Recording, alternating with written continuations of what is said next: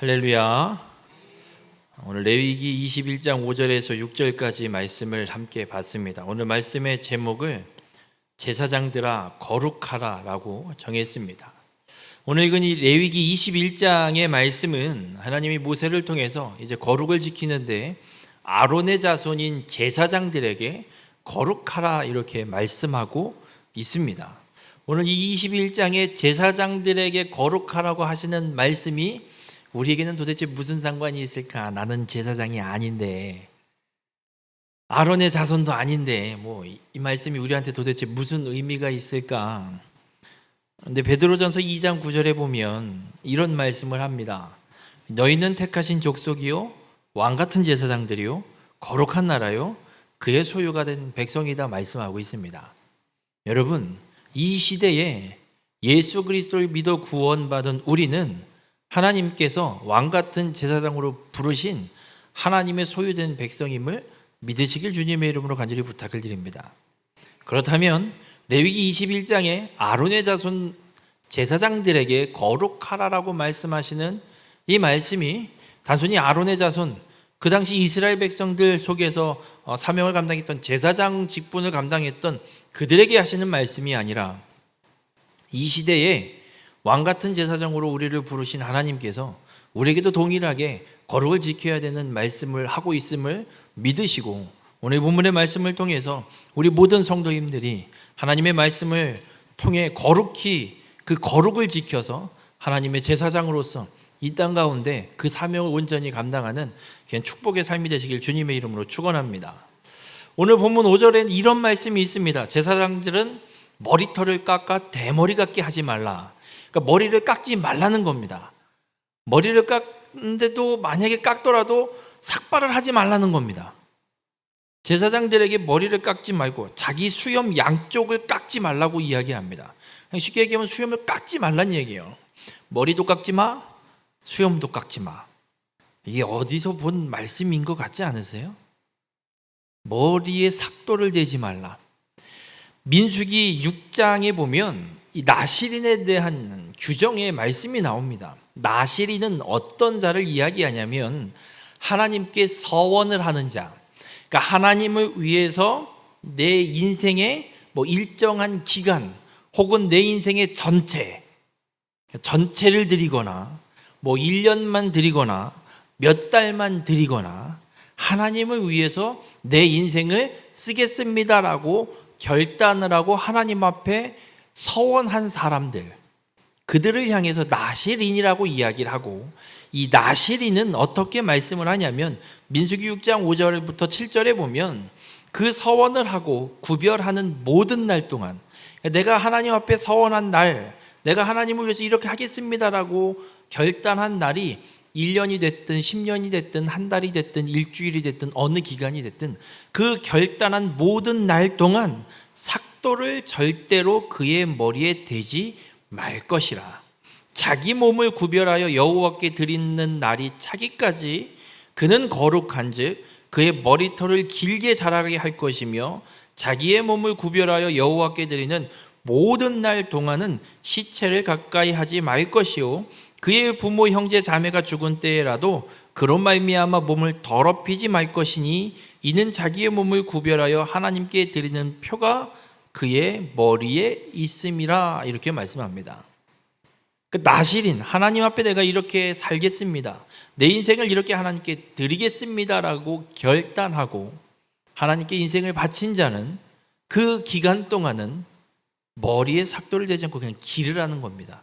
왜냐하면 그 표, 하나님께 내 몸을 구별하여 하나님께 드린 표가 그 머리에 있다는 거예요. 아, 저 사람이 머리를 참 길게 길고 있구나. 이게 무슨 말이냐면 저 사람은 하나님 앞에 서원해서 구별된 삶을 지금 살고 있는 자이구나. 왜 이런 일들을 행하냐면 여러분, 거룩을 지키기 위해서 하나님이 분명히 규정해 놓으신 규례가 있어요. 길 가다가 그냥 아무 시체나 만지면 부정해져요. 그래서 거룩을 지키던 게 훼손이 돼요. 그러면 그걸 속죄하기 위해서 속죄 제사와 정결 예식을 또 다 해야 되는 거예요. 그러면 나실인은 어떻게 됐느냐? 그동안 해왔던 서원 기간이 무효가 돼요. 부정해지면. 그러면 다시 시작. 정결 예식을 일주일 동안 다 치르고 준비할 것 치룰 예식들을 다 치르고 나서 다시 시작이에요. 만약에 1년을 내가 하나님 앞에 서원을 했어요. 364일을 거룩을 지키면서 하나님을 위한 일을 열심히 했어요. 마지막 365일째 되는 날 나도 모르게 시체를 만지거나 혹은 문둥병에 피부병에 걸린 사람이 말 안 하고 그 나실인과 접촉이 일어났어요. 나도 모르게. 그러면 그 사람은 부정해진 거예요. 서원이 그동안 이루어졌던 서원이 무효가 되고 다시 해야 돼요. 1년을. 이런 문제들이 발생할 수 있고 여러 일들이 일어날 수 있어서 하나님께서 이 하나님 앞에 드리는 서원의 날을 온전히 거룩히 구별된 채로 잘 지킬 수 있도록 이스라엘 백성들조차도 저 사람이 서원한 자인지 아닌지를 확인할 수 있는, 구별할 수 있는 표시로 머리에 삭도를 대지 말라는 거예요. 생각을 해볼게요. 제가 목회자로 결단을 하고 목회를 하고 있잖아요. 그러면 제가 안수를 받은 것만 해도 2015년에 안수를 받았거든요. 11년째가 됐어요 지금. 이 규정대로 따지면 저는 그동안 머리를 깎으면 안 되는 거예요. 제가 12년 동안 머리를 길렀으면 얼마나 길렀을까요? 아마 땅에 질질 끌릴 거예요 지금. 저 머리 되게 빨리 잘 자라거든요. 머리 질질 끌릴 거예요. 그러면 제가 만약에 이 규정대로 머리에 삭도 깎지 않고 12년 동안 머리를 지금까지 길러왔다면 세상 사람들이 저희 보고 뭐라고 할까요? 뭐 남자가 머리를 저렇게 길게 기르고 다녀 이러겠죠. 근데 우리가 이 나실인 규정을 알고 있는 사람이라면 저 사람은 하나님 앞에 서원한 자구나. 저 사람은 하나님을 위해서 저 인생을 바친 자구나. 만약 내가 부정한 자라면, 부정한 유대인이라면, 이스라엘 민족 백성이라면 나는 저 사람에게 접촉하면 안 되겠다. 저 사람의 서원을 방해하면 안 되겠다라는 걸 표시로 머리에 삭도를 대지 않고 길게 하는 거예요. 그래서 이 나실이는 하나님 앞에 구별된 자로 모두에게도 공포하는, 표시로 머리를 길게 하는, 그리고 백성들도 그 머리 긴 그 사람을 볼 때는 이 사람은 하나님 앞에 서원한 나실인. 그래서 서로 그 하나님 앞에 드리는 서원을 방해하지 않고 방해받지 않고 거룩을 잘 지켜갈 수 있도록 하나님이 이렇게 시켜놓은 규례를 주신 겁니다. 그럼 제사장도 어떤 직임이냐?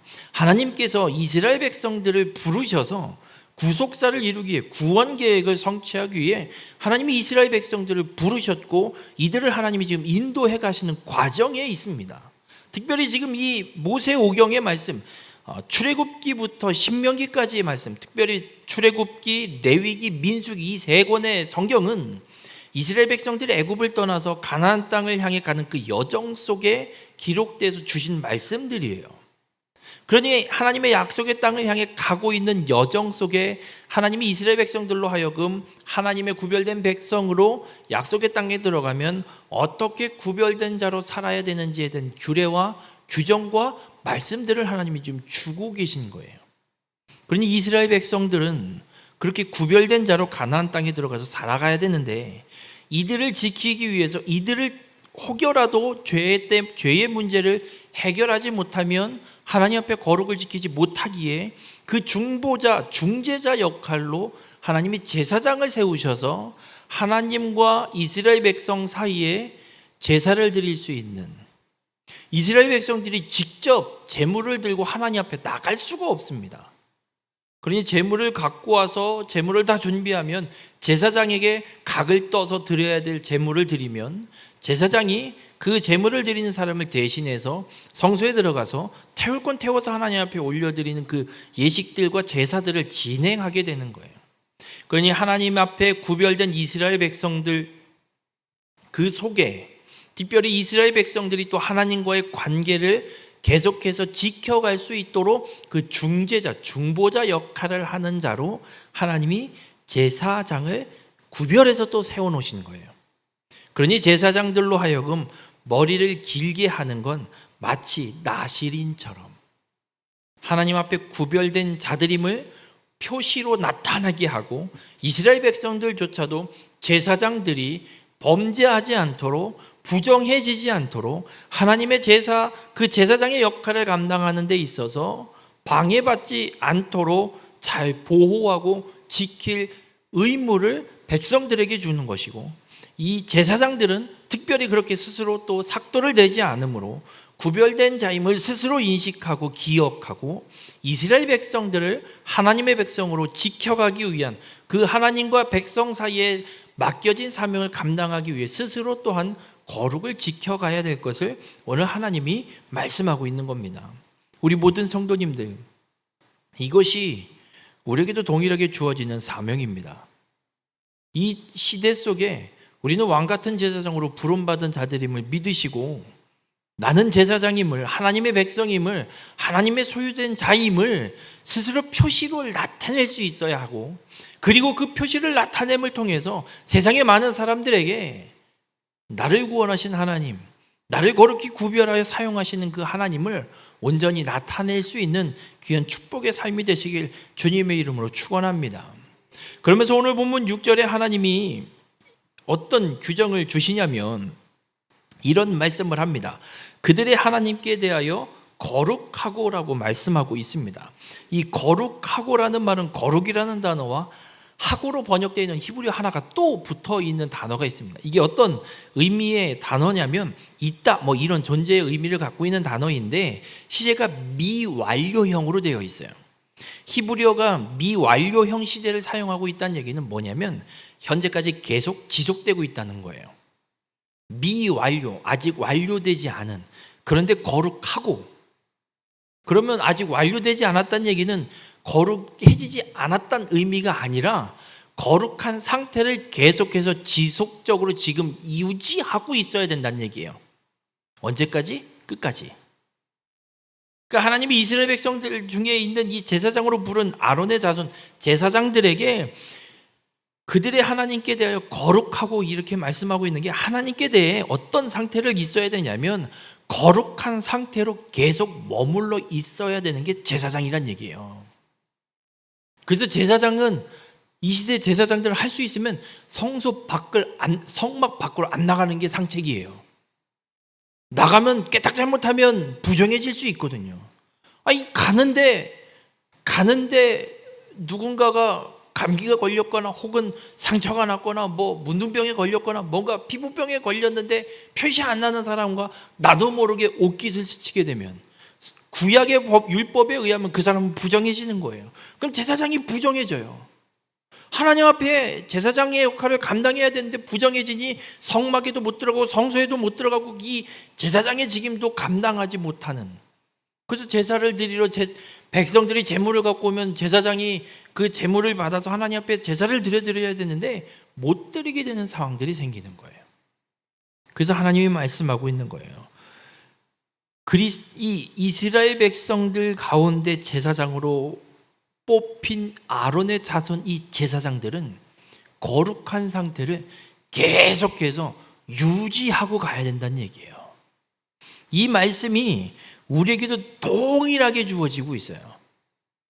우리가 왕같은 제사장으로 부름받은 자들이면 우리들 또한 거룩한 상태를 계속해서 유지하고 살아가야 돼요.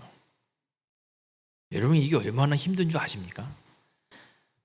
정말 거룩한 상태를 유지하려면요, 속세랑 모든 걸 열을 다 끊고 진짜 자연인처럼 산속에 들어가야 되지 않나라는 생각이 들 정도예요.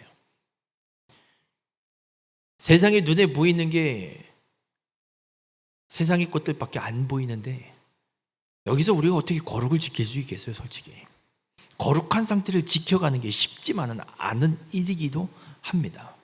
그런데 하나님은 우리에게 말씀해요. 거룩한 상태를 지켜가라고. 세상 사람들은 뭐 술 아니면 대화가 안 되고 교제가 안 일어나고 욕 아니면 말을 못하고, 뭐 청소년 애들은 뭐 대화의 95%, 99%가 욕이고, 욕 아니면 말을 할 수가 없고, 욕을 안 하는 놈이 이상한 놈이 돼버리고, 이런 시대 속에 뭐 네 편 내 편밖에 없고 하나님 편은 세상 온데간데 없이 사라져버리고, 이제 점점 악한 법들이 계속해서 일어나고 있고, 차별금지법이 발효가 되면 설교를 제가 이렇게 하잖아요. 하나님은 남자와 여자를 창조하셨습니다. 이 설교를 들은 사람이 녹음해갖고 영상을 찍어갖고 인권위원회에 고소를 하잖아요. 그럼 뭐 계속 고치세요. 왜요? 못 고칩니다. 일주일마다 계속해서 과태료를 부과시킬 수 있고 이런 악법들이 지금 계속해서 발휘되고 있는 상태. 그런데 우리가 거룩을 지킬 수 있을까요? 그런데 하나님은 말씀해요. 이런 세상 속에서 거룩을 지키는 자로 살아가야 됨을 우리에게 말씀하고 있어요. 여러분, 앞으로 우리가 살아가는 세상은 예수 그리스도를 믿는 믿음만 지키고 살아가는 이 세상, 쉽지 않은 세상이 돼버릴 겁니다. 더 악법들과 더 악한 세상 속에서 고난과 역경밖에 일어나지 않을 겁니다. 그러나 우리가 거룩한 상태를 지키기 위해서 해야 될 일은 다른 거 없습니다. 그 세상의 고난과 역경을 바라보는 것이 아니라 우리를 구원하시고 우리에게 부활의 약속을 분명히 맺으신 하나님만 바라보는 겁니다. 하나님께 우리의 모든 시선을 고정하고 날마다 하나님 앞에서 그 하나님의 말씀대로 행하는 삶을 통해 거룩을 온전히 지키고 유지하는 삶을 살아가는 길밖에 없습니다.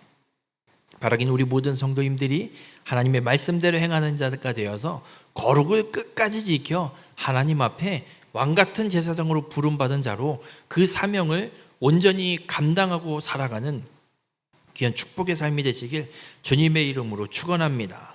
그러면서 6절에 또 이어서 이런 말씀을 합니다. 그들의 하나님을 욕되게 하지 말 것이며 그들은 여호와의 화제 곧 그들의 하나님의 음식을 드리는 자인즉 거룩할 것이라 이렇게 말씀합니다.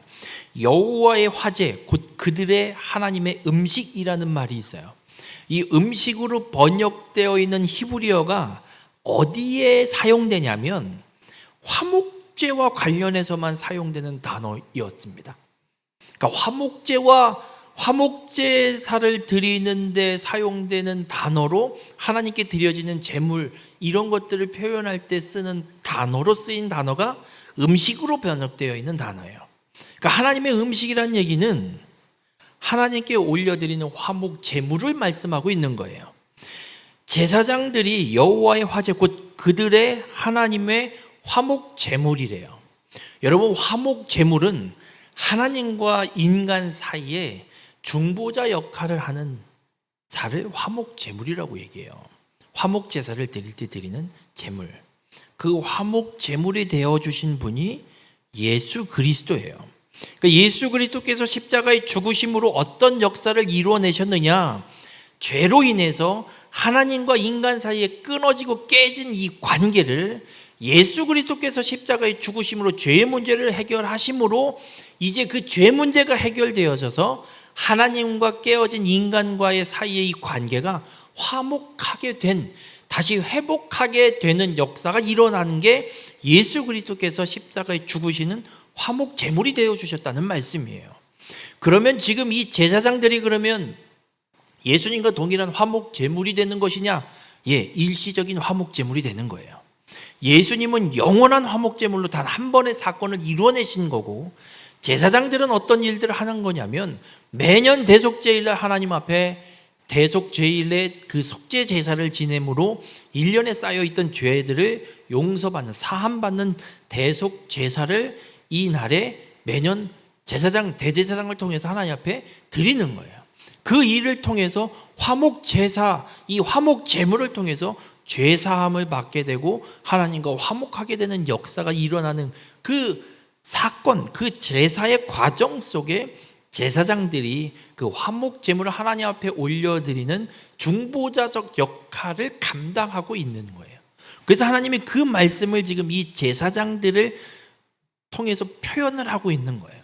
그러므로 어떤 말씀을 하시는 거냐면 그렇게 하나님 앞에 화목 제물, 하나님과의 깨어진 죄의 문제를 해결하고 화목을 회복하게 되는, 하나님과의 관계를 회복시키는 역할을 감당하는 제사장들이 거룩하지 않으면 백성들이 하나님 앞에 드리는 화목 제물이 거룩한 제물이 되겠습니까? 부정한 것이 되겠습니까? 부정한 게 돼버려요. 제사장이 부정한 상태로 제물을 하나님 앞에 받아서 올려드리면 아무리 백성들이 흠없고 깨끗한 제물 규정에 따라서 갖고 와서 준비한들 그 제물을 중간에 받아서 하나님 앞에 올려드리는 제사장이 부정하면 그 제물은 부정한 제물이 돼버려요. 그럼 제사를 드리나 마나 아무짝에도 쓸모없는 제사가 돼버리는 거예요. 그러니 제사장이 거룩을 지켜야겠습니까? 지키지 말아야겠습니까? 지켜야죠. 백성들을 위해서라도 제사장은 자신의 거룩을 끝까지 지켜서 제사장의 역할, 그 직임을 온전히 감당해야 된다는 겁니다. 하나님은 오늘 이 아론의 자손들, 제사장들에게 그 역할에 대해서 그래서 거룩을 지켜야 되는 것을 분명하게 말씀하고 있는 겁니다. 여러분, 이 말씀이 우리에게도 동일하게 주어지는 말씀을 믿으시길 바랍니다. 하나님은 우리를 거룩한 백성으로, 하나님의 왕 같은 제사장으로 우리를 부르신 줄 믿으시길 바랍니다. 여러분, 제사장이라는 말이 그래서 쉬운 말이 아니에요. 우스갯소리로 이런 말을 합니다. 평신도 단체들 중에 목회자와 대항하기 위해서 댐비기 위해서 이 말을 써요. 당신들만 제사장이냐, 목사들만 제사장이냐. 베드로전서 2장 9절에 나와 있지 않냐. 우리를 왕 같은 제사장으로 부르셨다. 네, 그럼 제사장으로 사십시오, 제발. 제사장으로는 살지도 않으면서 이럴 때만 제사장 얘기를 하면 뭐 하자는 건지 모르겠습니다. 제사장의 의미도, 그 제사장의 직임과 그 역할이 어떻게 살아나야 되는지에 대한 건 생각도 안 하고 그저 고라와 다단처럼 아론과 모세에게 대항하듯이 제사장의 직임을 거론하라고 하나님이 만들어 놓으신 말씀이 아니라는 거예요. 제사장의 역할이 얼마나 중요한지, 제사장의 그 한 사람, 그 제사장의 그의 거룩함을 지키지 못함으로 인해서 이스라엘 백성 전체가 제사를 드릴 수 없는 상황에도 갈 수 있는 게 제사장의 역할이에요. 그러면 우리도 이 시대의 왕 같은 제사장으로 부름을 받았다면 우리의 역할이 얼마나 중요한 줄 아십니까? 여러분, 한 사람 한 사람의 그 거룩을 지킴이 얼마나 중요한 일인 줄 아십니까? 여러분 한 사람이 거룩을 지키지 못하면 여러분으로 인해 맺어져 있는 이 땅의 세상의 사람들이 하나님 앞에 나갈 수 없는, 하나님 앞에 아무것도 드릴 수 없는 그런 안 좋은 영향을 끼칠 수 있다는 걸 잊지 마시길 바랍니다. 그렇게 여러분 한 사람 한 사람이 이 세상 가운데 얼마나 중요한지 모릅니다. 바라긴 우리 모든 성도님들, 하나님이 나를 왕같은 제사장으로 부르셨다라는 이 말씀을 믿으신다면 이 세상 가운데 하나님의 거룩한 제사장으로서 내게 맡겨주신 직임과 이 사명이 얼마나 중요하고 거룩한 것인지를 분명히 믿으시고 그 사명을 온전히 감당하기 위해 거룩을 지켜가는 우리 모든 성도님들이 되시길 바랍니다. 이 레위인들, 이 제사장들을 하나님이 가나안 땅에 들어가서 어떻게 사용하시냐면, 가나안 땅을 정복하고 여호수아를 통해서 12지파는 땅을 분배합니다. 지역으로 묶어서, 우리나라로 비유하면 충청남도, 충청북도, 강원도, 전라남도, 전라북도, 경상남도, 경상북도, 이런 식으로 지역으로 묶어서 제비를 뽑아서 지파별로 그 지역을 나눠 갔습니다. 그런데 레위인에게는 아무 지역을 주지 않습니다. 대신에 각 지파별로 도피성과 몇 개의 성읍을 거출시킵니다. 그리고 레위인들을 그 각 성읍으로 흩어서 다 보내버립니다. 무슨 이야기냐면 각 지파별마다 제사장직을 감당하는 레위인들을 다 흩어서, 뿔뿔이 흩어서 지파들 그 사이에, 각 12지파 각각의 그 터전 사이사이에 다 갖다 흩어 놓으신 거예요.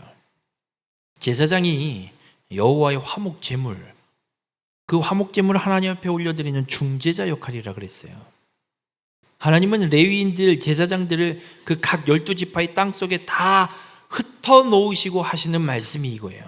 제사장들이 거룩을 지킴으로 각 12지파, 각 지파들 모든 백성들이 그 자신들이 거출해서 도피성으로 혹은 레위인들에게 나눠준 그 성읍에 살고 있는 거룩을 지켜가는 제사장 직임을 감당하는 이 레위인들을 보고 이스라엘 백성들 너희들도 거룩을 지켜가라고 하나님은 말씀하고 있는 거예요.